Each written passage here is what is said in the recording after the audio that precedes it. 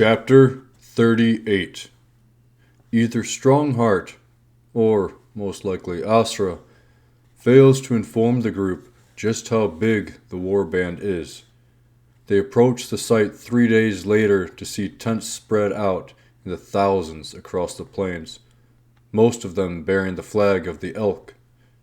As agreed, right before entering its outskirts, the party relinquishes their weapons. Then they are escorted through the vast maze of canvas. It is like walking through a city. While many of the tents are for rest, several groups of them act as markets.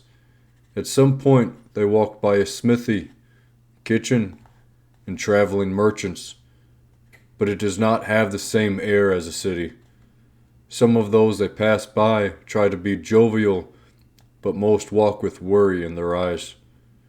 Many remain stoic, only understanding that things happen, and no children run around. Those who are questionable wear a blade. A part of Rosner is pained to see this, to be so young and be at war. Above the tents, on the distant horizon, towers a cliff that stretches past the limits of his sight to the right and left. A waterfall cuts the cliff in half, sending the water to the western outskirts of the camp. Several people stop to watch them go by. Most glance at them and continue on. They march in silence. Occasionally, Rosner feels a tingling in the back of his mind. He blocks off any attempt to read his thoughts with growing irritation. They are not the enemy, yet they seem to treat them as such. Eventually, they stop in front of a small, forest green tent. A flag flutters gently in the wind, displaying the elk. In you go. Before any can protest, they are shoved into the tent. The leader of the small band and 2 of its members follow. Inside, it barely consists of more than bedrolls and a small bench. A representative of Prince Alistair will speak with you soon, the elf informs them, sneering. You will treat him as you would treat the prince. Cyan crosses her arms across her chest. She stares down the elf. I would rather speak to the prince. The elf scoffs. The other 2 glance at each other nervously. You are too far beneath him for such a thing. How about I put you beneath my boot? Cyan retorts. Immediately, Huon steps between them, warding them off with outstretched hands as the 2 step towards each other. The other 2 guards lay their hands on the hilts of their swords. There is no need for this, the orc cries. He first glares at the swordswoman, then softens his features when he peers at the elf. We are travel worn. My companion has no quarrels with you, only her thoughts. We shall wait in peace for your representative. The elf regards him coldly, but collects himself all the same before leaving. When Asra calls out, he hovers at the entrance flap. When shall we expect this representative? Over his shoulder, he replies, When he sees fit. Then he disappears. Outside, there is discussion in what Rosner assumes to be Elvish. It is short and crisp, even for the melodic tone of the elves, a command of sorts. Cyan seems about ready to follow the elf, but Huon stands in front of her, shaking his head. Whatever troubles you, he tells her, do not take it out on them. Cyan's face flushes red with rage. Who are you to tell me what to do? You think you know what's right? The orc looks at her shocked, surprised at her sudden outburst.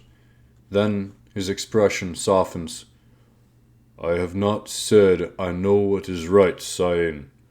There are many rights and many wrongs to every... Do not go philosophical on me. Cyan growls. You did agree to this, Kanyu says absently, though when Cyan snaps at him, he makes it apparent the statement was supposed to be in his head. He quickly turns away and avoids eye contact. Everyone else stays silent. Cyan glares at each one in turn, as if trying to bait one of them into speaking so she can yell more. When no one bites, she walks to the back of the tent and paces aggressively. Astra stares off into the distance, her eyes glossed over. Her expression is grim. Knowing Astra will relay any important information, Rosner turns away from his sister and spots Kisra fumbling with her hands nervously. He walks to stand next to her. I know this is not ideal, Rosner says, trying to comfort her, but this will turn out okay in the end. She shakes her head. At this point, I cannot find myself able to agree. Kisra looks intently into Rosner's eyes. A shiver passes over him. Up until now, we had our own lives, so to speak. Now we no longer can control what is ahead of us. I just feel it. As if confirming her words, Astra snaps from her trance with a shuddered gasp. Everyone, save Cyan, turns to her with worry. Astra herself stares only at Rosner. Tears build up in her eyes, but she refuses to let them fall. Rosner feels his heart fall, dreading her words, not realizing how much damage they will actually do.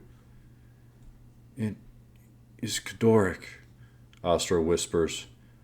Rosner licks his lips, not understanding why they are suddenly dry. What of him? He is weary to ask, but he has to know. Then, like a dam bursting, Asra falls into a fit of sobs. Salty tears stream down her face, taking with them the dirt and grime of hard travel. Unsure of what to do, Rosner wraps his sister in his arms and does not release her until her chest stops racking. It feels like they sit there forever, yet also hardly a moment. When she subsides, Rosner leans back on his knees and up on his toes to stare at his sister. It is only the two of them. No one else matters. What is it? Rosner calmly reiterates. She takes a deep breath, then looks at him with steel resolve, though she cannot hide the hurt in her eyes from him. Kadoric, he and his dragon lead the army against us, and his army is not a few days' march north. Then she leans in and whispers, and he knows we are here. Both dragons saw each other while scouting. Asra leans back and starts shivering. Rosner lets her go and stands up. Kanyu looks like he has something to say, but has a better mind not to. Suddenly, there is so much to discuss, but with several party members in various degrees of emotional stability, it may not be the best to talk just now. Rosner is thankful when the dwarf turns around, otherwise he might have snapped. Huon himself looks at Rosner with worry, but he too holds his tongue. Kisra seems to be getting more frightened the longer they go. With evening well on its way, the group allows themselves to settle down and sleep if they can. They still do guard shifts, not trusting those beyond the canvas. The next morning, as Savona breaks above the horizon, a guard enters with some meat and bread and water. The youthful guard sets the tray on the bench wordlessly and makes to leave when Zayn cuts him off. He lets out a surprised yell.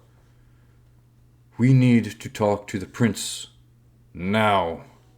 She has composed herself since last night, but her sense of urgency remains. The guard visibly swallows and looks around nervously, trying to avoid the scrutinous eyes of the swordswoman. Milady, I have no knowledge in such matters. Cyan takes a step forward and raises an eyebrow.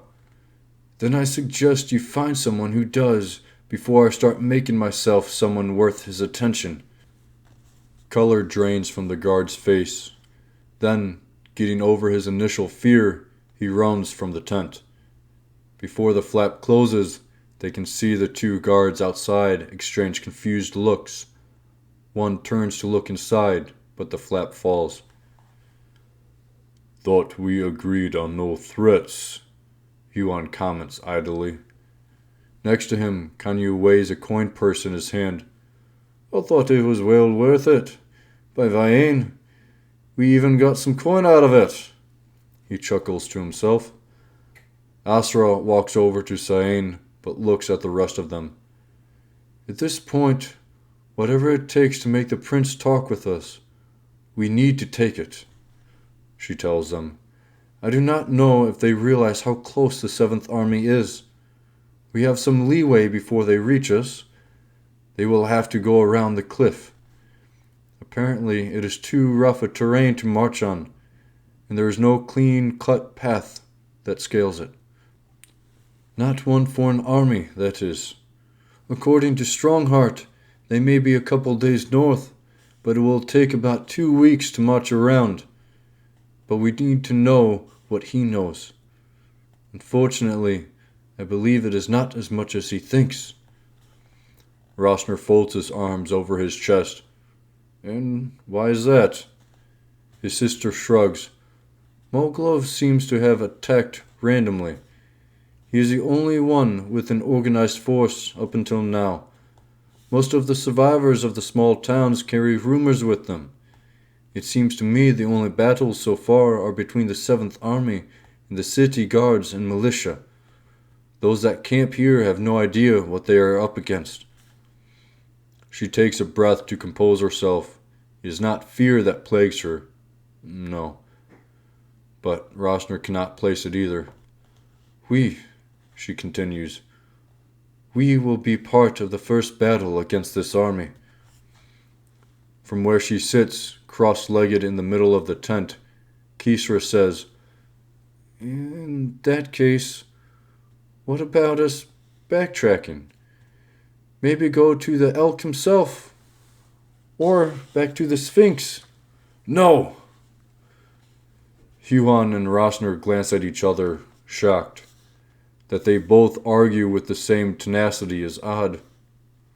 They turn away. The eyes of the rest of the party bounces between the two of them, confused. No, Huan says, calmer. I am not a fan of conflict, but to run from what appears inevitable would be folly. At the very least, if we are allowed out of this tent, I may be permitted to offer counsel. Huan is correct, Rosner says in a rush. Besides, we may be able to learn more about why this is happening. Ganyu scoffs. If we survive. Kisra squeals at the dwarf's words and proceeds to wrap her arms around tucked knees. Cyan glares at him. He shrugs. Savona sits at her highest point before someone else enters the tent. The canvas, while it lets in plenty of light, distorts it and dims it greatly. When the flap first opens, they are shocked at how bright the outside is. The man that walks in wears chainmail with cloth draped over it, a silver elk on green background depicted. He stands straight and proud, clean-shaven, square jaw, and short blonde hair. I have come to inform you that while the prince hears your request of an audience, his attention is otherwise taken. His words flow with an air of authority, but gentle to the ear, though his eyes regard them coolly. This reignites Cyan. Her face burns red, but before she can get a word out, Asra steps up to him. Does he have any idea who he is up against? She demands. He looks at her, almost entertained, but his posture remains, both hands loosely held behind him. And do you know of whom he faces? She scoffs. A trained and experienced army, for one.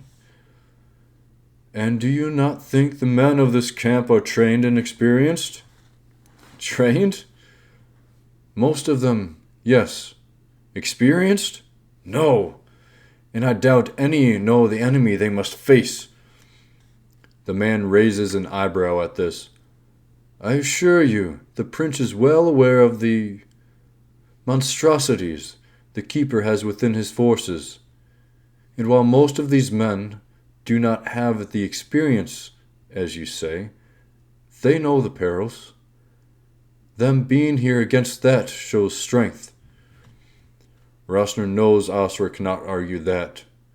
To know that giants, minotaurs, ogres, and countless other beasts march towards them, and they still hold their ground, that is not something to look at lightly. Still, do they know about K'doric?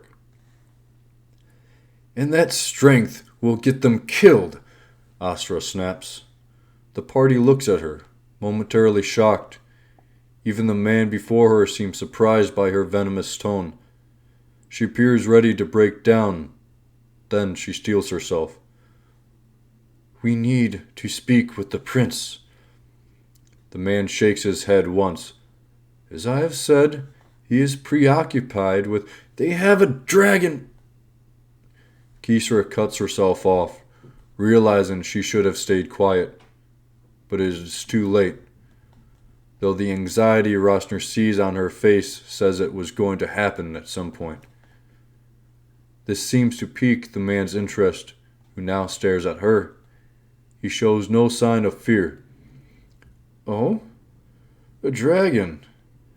I take it you have heard such stories from refugees, same as I. Tell me, why are you inclined to believe them? Kisra looks like she wants to melt away. Asra speaks again, calm and collected, in Kisra's saving grace. Rosner wonders how long it will last. I have seen it, she declares. Turning indifferently back to Asra, the man says, Have you now?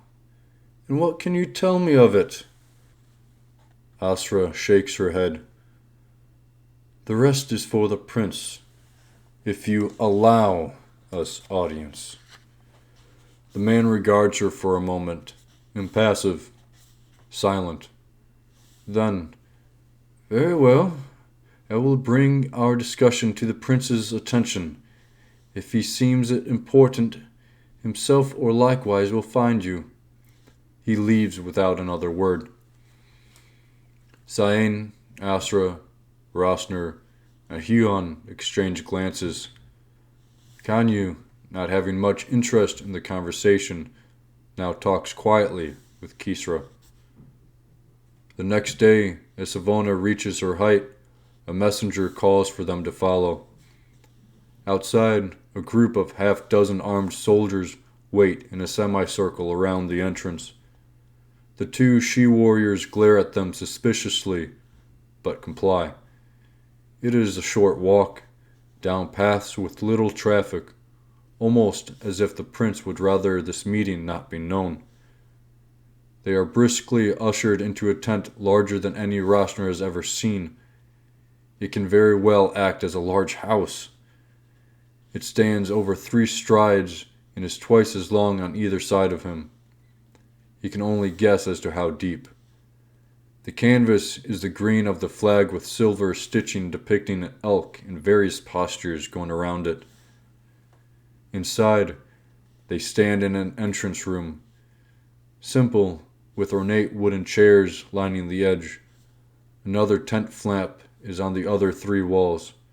Small, fragrant flowers sit in vases on small tables. The guards follow them in. They move to stand on either side of the other flaps.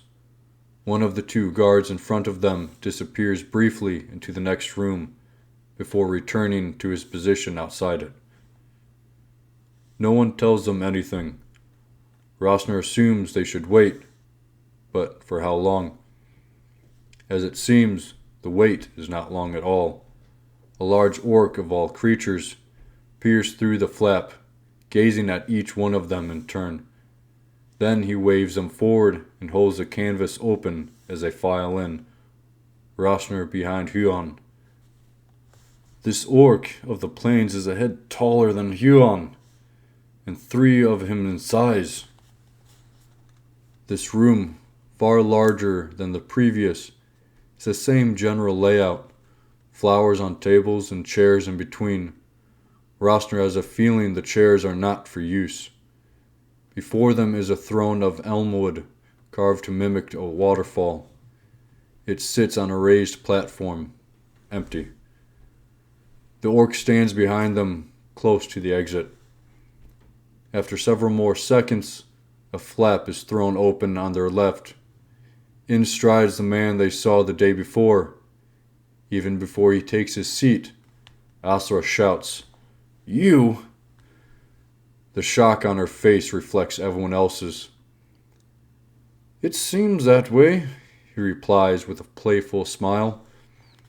Cyan steps forward, her face growing fierce. "Why?" she demands. Prince Alistair replies, "The story of you coming to my camp intrigued me.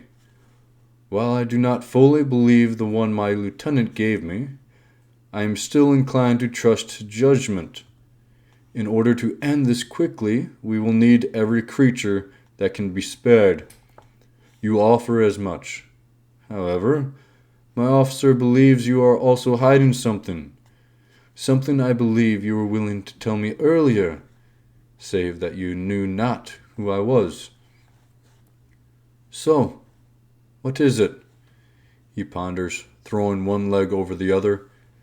"Ancient magic of which no one has seen in centuries?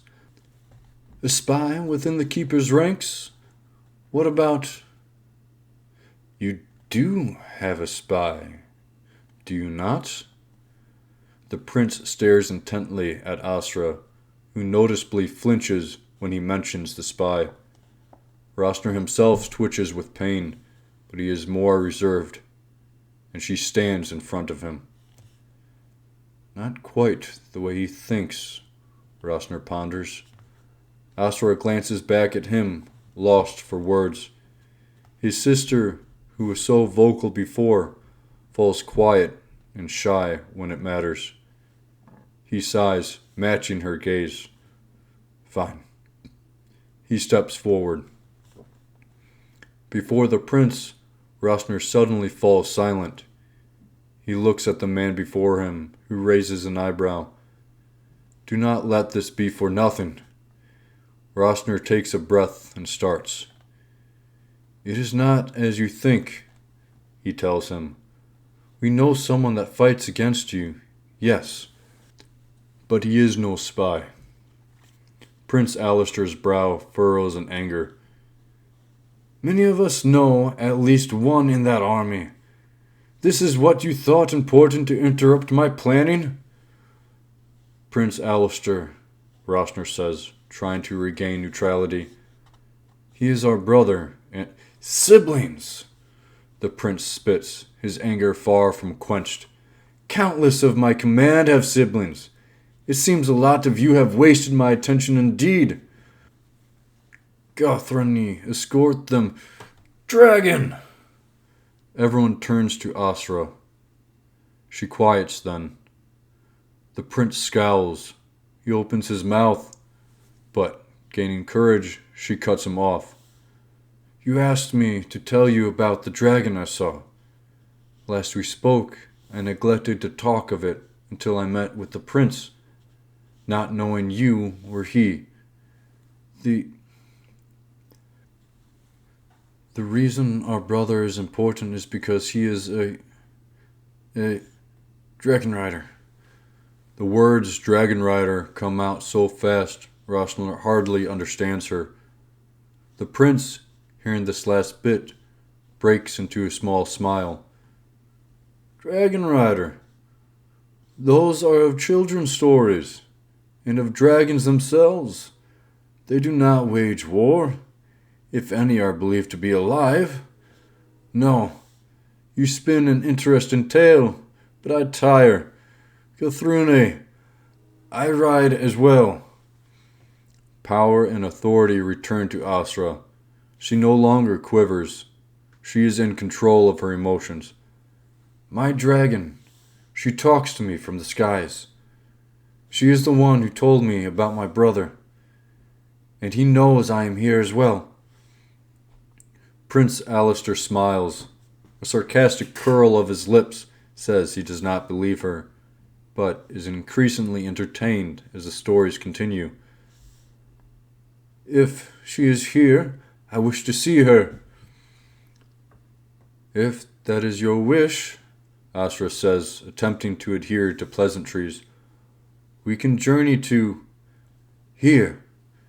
His voice is firm, final. Now. Now. Asra looks at him incredulously.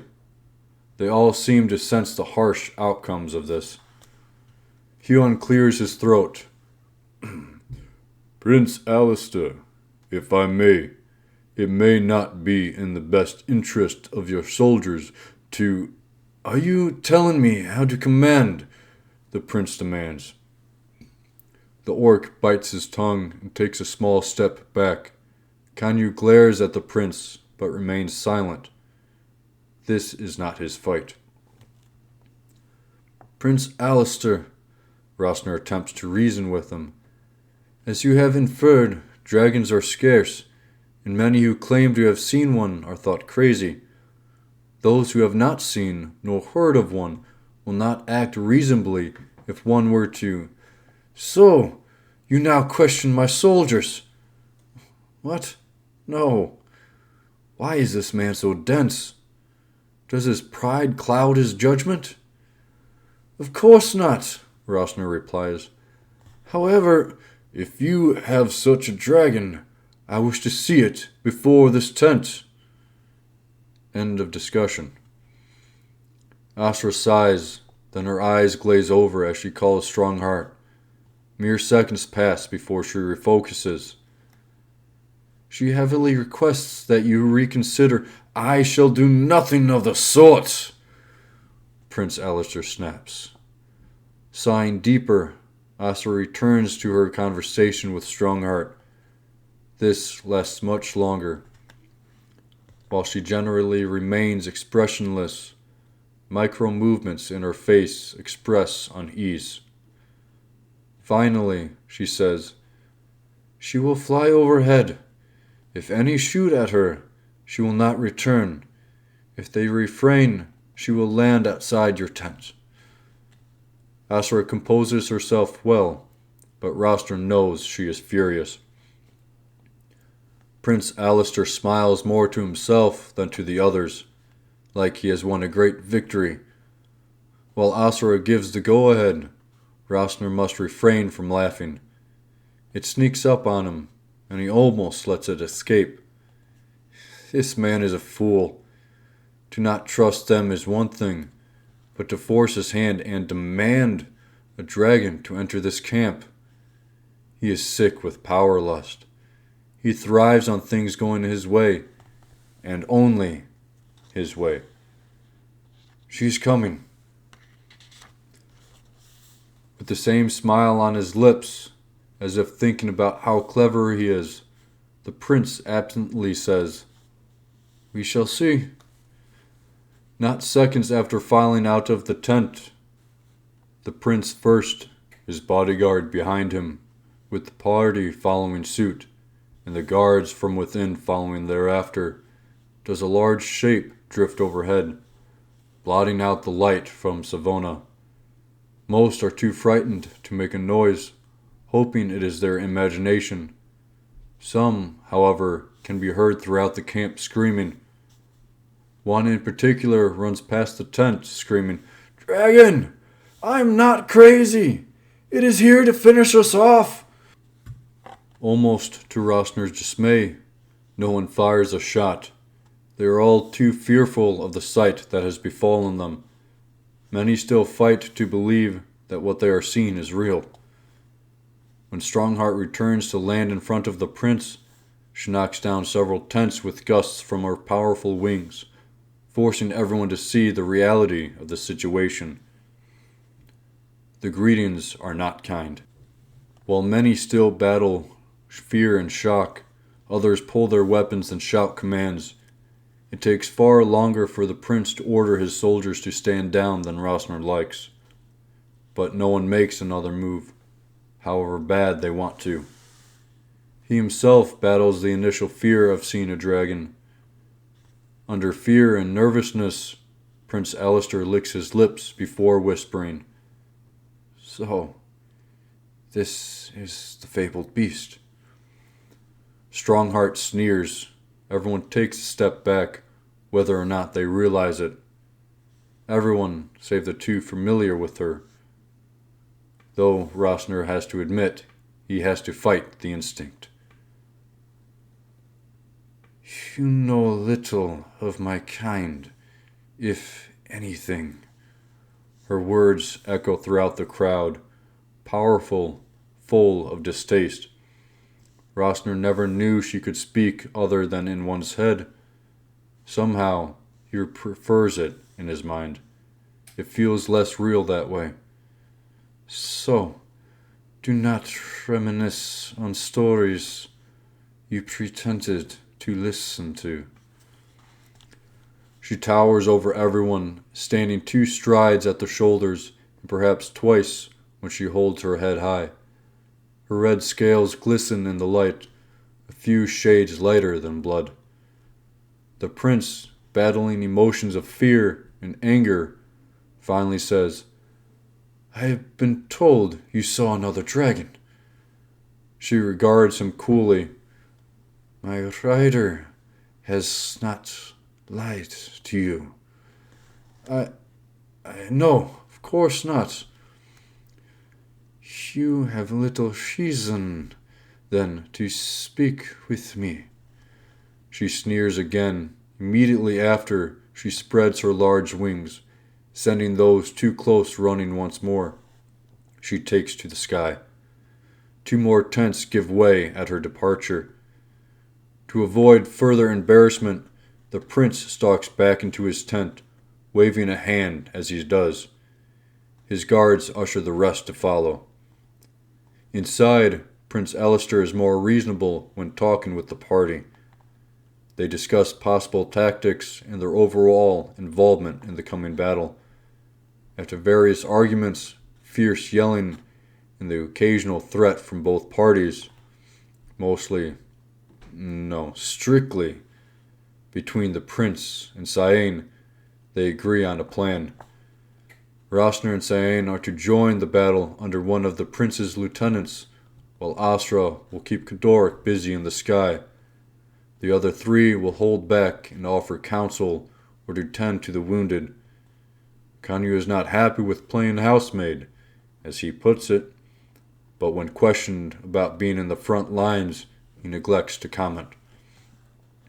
The prince regards Cyan and Rosner coolly. "I suggest you rest. It has been turned into a restless day. Meet with Lieutenant Kilmare first thing on the morrow." Rosner watches Cyan intensely. One wrong move, and the stubborn prince may just pull them all from the fight out of spite. Cyan's jaw clenches, but she remains silent. Her eyes, however, rage with fury.